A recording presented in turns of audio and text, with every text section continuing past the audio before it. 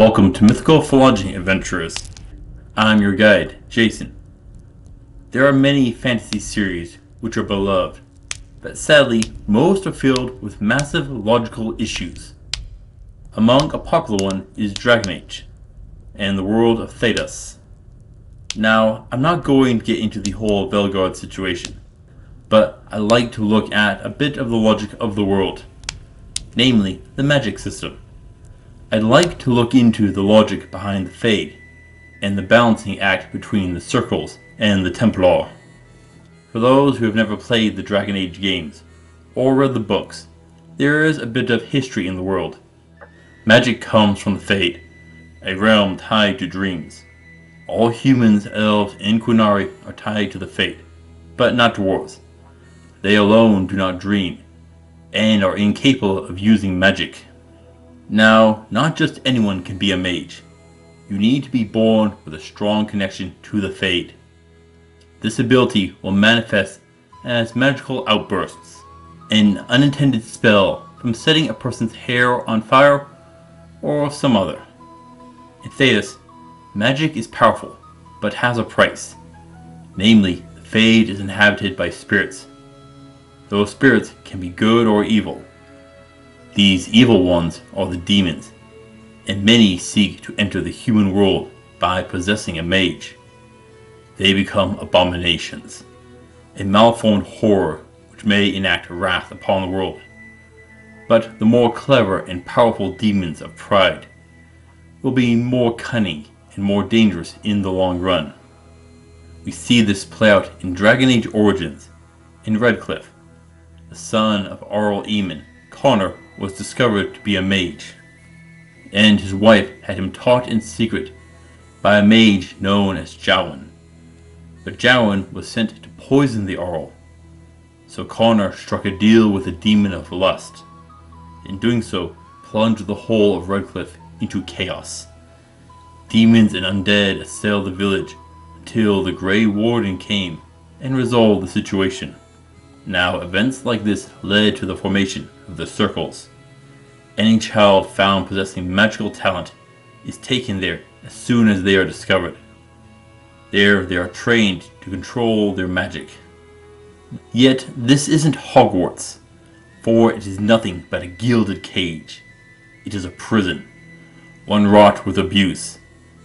These mages are unable to leave.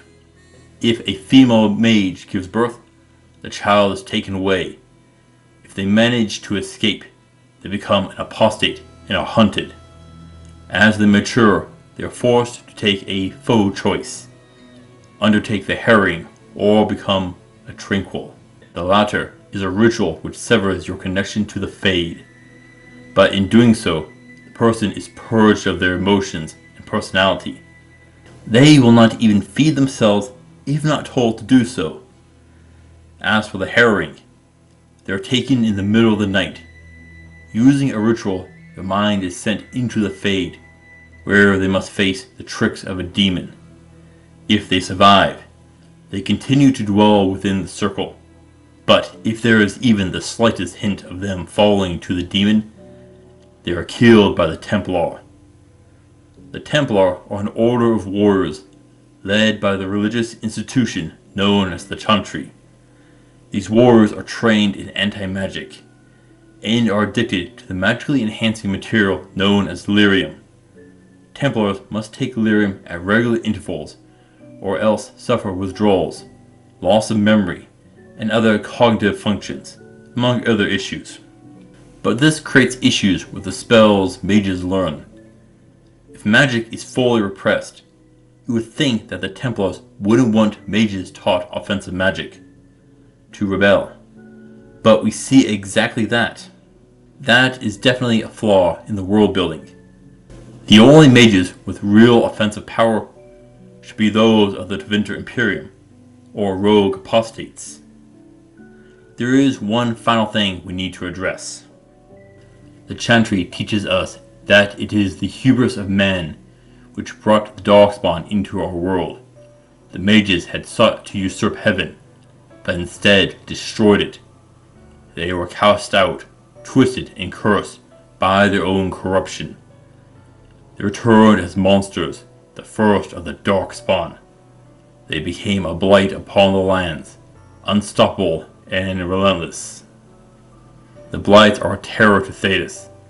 The first Blight lasted 400 years, and Dragon Age Origins follows the Grey Warden's battle to end the 5th Blight. Over 1,000 years ago, the Tevinter Imperium was an empire ruled by mages. Think the world which Voldemort wished to create.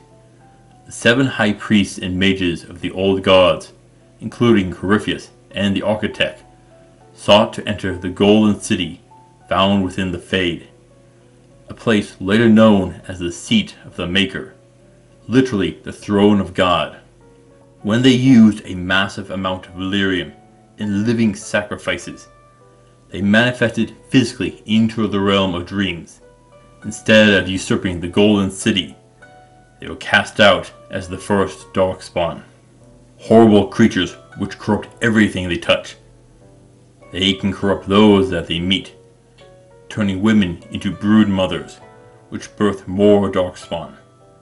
This includes the Old Gods. They are called to the Old Gods of the Tevinter Imperium. When the Darkspawn touch the slumbering gods beneath the earth, they are corrupted and become an archdemon, a corrupted dragon-like monster which takes command of the Darkspawns. A blight has begun. Inky clouds will cover the skies, creating famine, an increase in birth defects, and the Darkspawn amass to slaughter the mortal races. Any who get Darkspawn blood in their mouth or wound will turn on their allies before dying if they are lucky. For centuries, the world fought and lost until the founding of the Grey Wardens. From every race, warriors and mages, barbarians and kings, they came together to defeat the archdemon. With this, we have enough information to fully understand the views of magic within the Dragon Age franchise. And it isn't positive. It was the action of mages using blood magic that created the Darkspawn. Even outside of that, every mage can become an abomination. Yes, anyone who possesses magic can be a threat. And we haven't even talked about how magic could be deployed in battle. But is the Circle of Mages reasonable? Yes and no. All mages need to be trained. That there is no argument. They need to be trained to control their magic, else we get more accidents. And they can get worse. People can be killed. Then there is the Abominations, demonic forms of mages who get tricked by demons. But you could be thinking that a benevolent spirit could help protect a person. And we do see this. In Origins there is Wynne, an elderly mage who is kept alive by a spirit of faith. But this isn't perfect. In Dragon Age Awakening, we meet the Grey Wardens, the apostate Anders, and Justice, a spirit possessing a Grey Warden's corpse. They conspire to test a willing possession.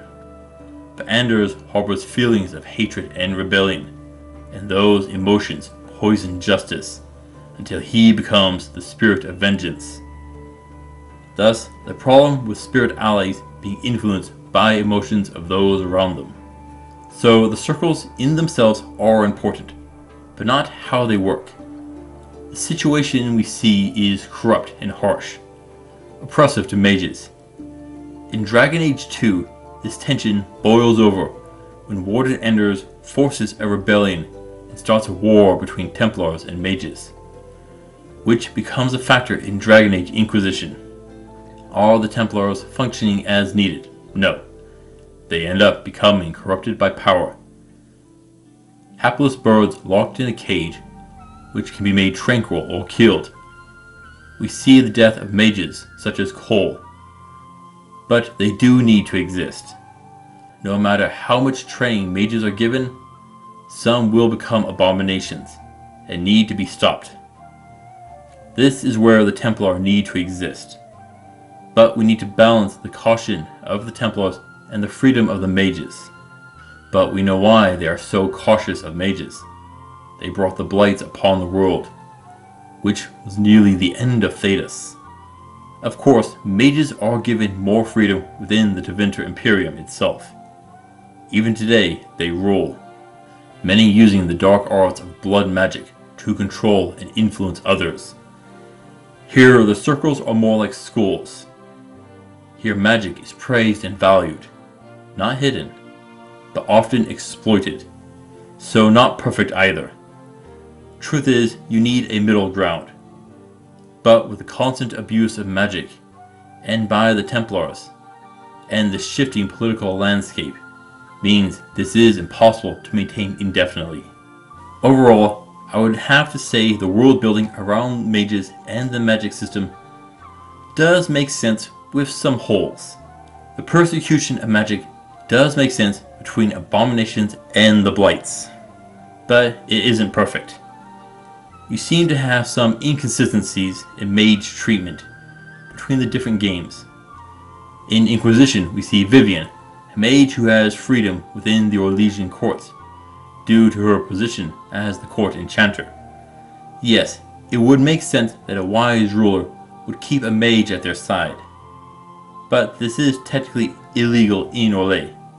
This is due to blood magic and the influences of the Chantry and the Templars. The inconsistencies in the lore tend to happen with changes in writers and developers. But are mages powerful in battle? Yes, but mages are limited. It is a rare gift. They can create large area of effect spells, crowd control, and healing, all very useful in battlefield operations and dungeon crawling. The number of spells that they can cast is limited with the mana base and how long the spell is. As to my knowledge, there isn't too many limits to magic, except raising the dead. The only other limitation is when facing Templar, who can stop magic. Without them, mages could be overpowered. How so? How long does casting a spell take? Swinging a sword? But a sword can only get one person at a time, unless foes are real close. But magic can strike larger areas, and do it at range. Yes, magic sadly does pull ahead here. With how the Dragon Age series is written, mages should be much more powerful. And that would explain how the Tevinter Imperium was so powerful at its prime. Honestly, if we look at this objectively, the warriors and rogues should be heavily outmatched in a fight, unless they launch the first attack and can close the distance. Dragon Age has been an interesting series that did a good job with balancing much of its history in world building, but has a few glaring issues about how combat and offensive spells fit into the mix. The shunning of magic and the devastation of the Blights should have limited much of its development and caused it to regress. That is the only thing that can prevent magic from being overpowered. Thank you for watching, adventurers.